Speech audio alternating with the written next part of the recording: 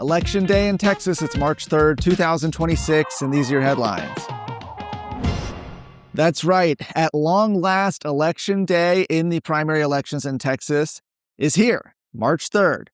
Polls close actually at 7 o'clock. If you're watching this when this comes out, you've still got, I guess, less than 2 hours now to go cast your votes. We're going to be following a lot of these races at TexasScorecard.com. One of those big races, of course, is the Senate matchup. On the Republican side of things, you have John Cornyn, Ken Paxton, and Wesley Hunt. Democrats, of course, have the race of their own with James Tallarico and Jasmine Crockett. We're going to be seeing those results come in tonight.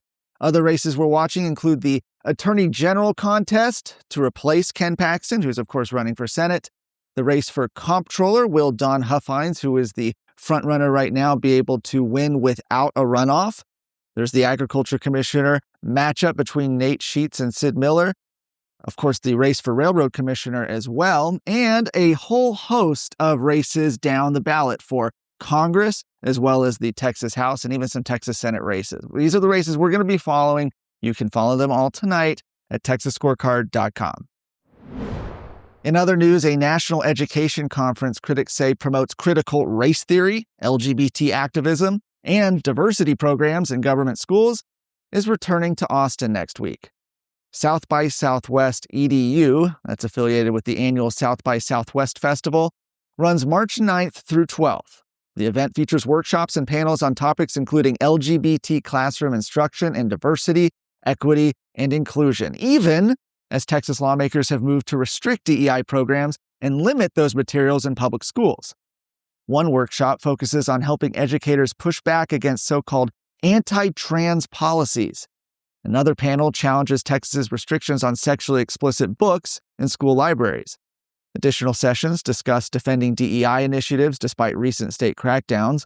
Supporters describe the conference as a celebration of innovation in education. Critics argue it promotes ideology that conflicts with Texas law and parental expectations. Back in 2022, Austin, Fort Worth, San Antonio, and Round Rock ISDs collectively spent more than $26,000 taxpayer dollars sending district staff to this conference.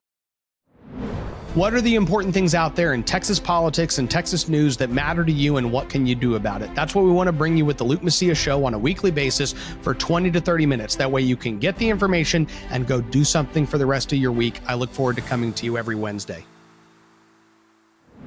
Spring Branch ISD trustees have unanimously rejected a parent's appeal to remove 10 Commandments posters from classrooms or to allow additional religious displays alongside them.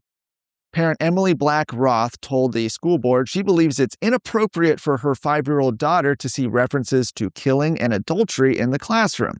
She also argued that displaying only the 10 Commandments does not reflect the religious diversity of the community. Well, trustees voted 7-0 to dismiss the appeal without discussion.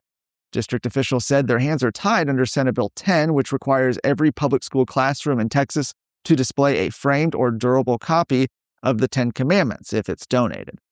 The district's outside counsel told trustees that adding other religious texts could conflict with district neutrality policies and emphasized that the posters are mandated by state law.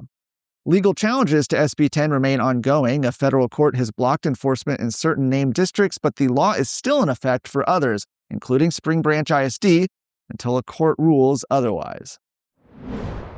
For more of today's stories, go to TexasScorecard.com.